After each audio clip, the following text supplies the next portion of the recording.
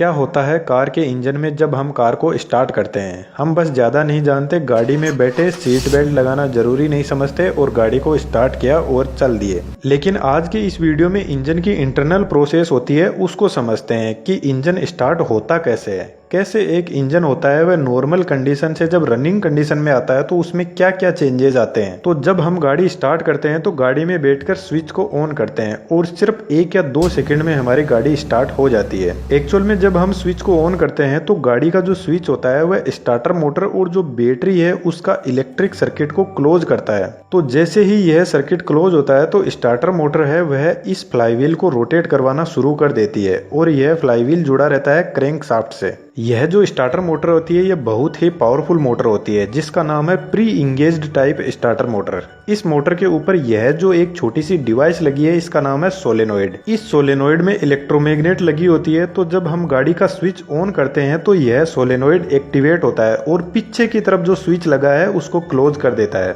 Solenoid के अंदर plunger होता है, तो जब हम गाड़ी का स्विच ऑन करते हैं तो इलेक्ट्रोमैग्नेट एक्टिवेट होती है और प्लंजर को पीछे की तरफ खींचती है और जैसे ही प्लंजर पीछे आता है तो पीछे से इस स्विच को क्लोज कर देता है और जैसे ही स्विच क्लोज होता है तो यह मोटर घूमना शुरू कर देती है। अब यहाँ पर आपके दिमाग में क्वेश्चन जरूर आया होगा कि इस मोटर को डायरेक्ट क्यों नहीं घुमाया जाता, इस सोलेनोइड को बीच में क्यों काम में लिया जाता है। वह इसलिए क्योंकि जब यह मोटर इंजन को रोटेट करवाती है तो इसको बहुत ज्यादा टॉर्क की जरूरत पड़ती है, इसलिए इस मोटर को ज्यादा करंट चाहिए होता है। तो बीच में हम सोलेनोइड यूज करते हैं और इस सोलेनोइड को एक्टिवेट होने के लिए कम करंट की जरूरत पड़ती है। दूसरा इसका रीजन यह भी है कि हेवी करंट कार के स्विच से फ्लो होगा तो बहुत थिक वायर की जरूरत पड़ेगी, बैटरी से स्विच के लिए और स्विच से मोटर के लिए, और हमें एक ऐसा स्विच भी चाहिए होगा जो इतने करंट को एक्सेप्ट कर सके, इसलिए जो स्विच की साइज है वह भी बहुत ज्यादा बढ़ जाएगी और यह सब मैकेनिकली पॉसिबल नहीं है, इसलिए सोलेनोइड को काम में लिया जाता है। जब यह मोटर इंजन को स्टार्ट कर देती है तो यह बंद हो जाती है और अपना कनेक्शन इस फ्लाईव्हील से दूर कर लेती है, यानी एक बार इंजन स्टार्ट होने के बाद में इस मोटर का फ्लाईव्हील से कोई कनेक्शन नहीं रहता है। यह अपने गियर को फ्लाईव्हील से दूर कर लेती है इसी सोलेनोइड की हेल्प से।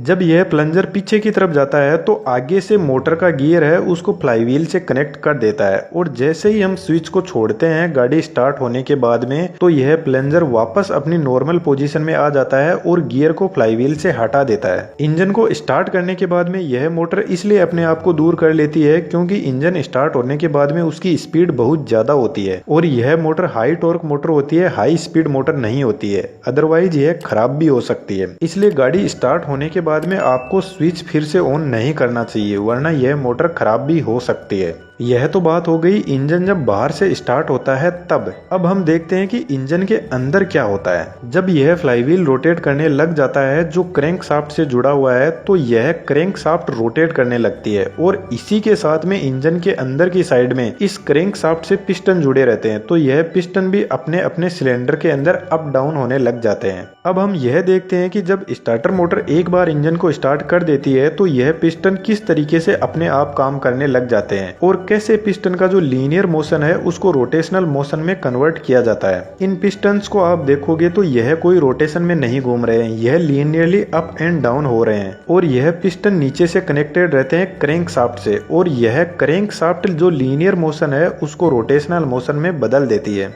जितने इंजन में पिस्टन होते हैं उतना ही इंजन का सिलेंडर होता है। जैसे 4 पिस्टन है तो बोलेंगे 4 सिलेंडर इंजन। अब जो ट्रेन का इंजन होता है उसके अंदर 16 सिलेंडर होते हैं और हमारी जो नॉर्मल गाड़ियां होती है उनमें 4 सिलेंडर इंजन होता है। अब जब एक बार गाड़ी स्टार्ट होती है तो यह पिस्टन अपने आप अप एंड डाउन होते हैं और जो 4 सिलेंडर इंजन होता है वह 4 स्ट्रोक इंजन होता है। यह 4 स्ट्रोक क्या है इसको समझते हैं। सबसे पहले बात करते हैं फर्स्ट स्ट्रोक की। इस पिस्टन के अंदर सिलेंडर में ऊपर की तरफ 2 वाल्व लगे हैं जिनमें से एक है इनटेक वाल्व और दूसरा है एग्जॉस्ट वाल्व। जब यह पिस्टन सबसे ऊपर की तरफ होता है इस वाल्व के पास में तो इस कंडीशन के फर्स्ट स्ट्रोक में जो इनटेक वाल्व है वह ओपन होना जरूरी है। तो जब पिस्टन धीरे धीरे नीचे की तरफ आएगा तो जो इनटेक वाल्व है उसमें से से जो एयर और फ्यूल का मिक्सचर है यह नीचे की तरफ पुल करेगा, क्योंकि यह सिलेंडर एकदम पैक्ड रहता है और इसमें वैक्यूम होता है। इस इनटेक वाल्व में से एयर और फ्यूल दोनों आते हैं, क्योंकि जो फ्यूल है वह बिना ऑक्सीजन के नहीं जलता। अब इस वाल्व में से जो एयर और फ्यूल आ रहे हैं उनका रेशियो है वह 14.5:1 है। डीजल कार में और पेट्रोल में भी ऑलमोस्ट सेम ही है, 14.7:1। जब यह पिस्टन नीचे की तरफ आ रहा है तो इस सिलेंडर के अंदर एयर और फ्यूल का मिक्सचर यहाँ पर भर जाएगा और जो इनटेक वाल्व है वह बंद हो जाएगा। अब यहाँ दूसरा स्ट्रोक जिसका नाम है कंप्रेशन।